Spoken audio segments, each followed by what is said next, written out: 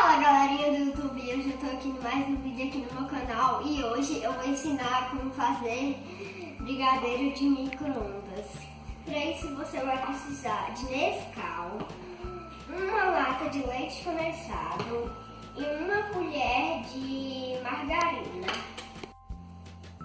Vamos para a receita. Para isso você vai pegar o leite condensado e vai despejar na tigela.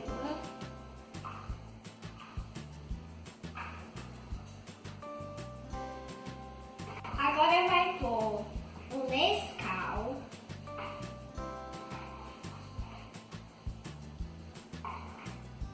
vai pôr a manteiga.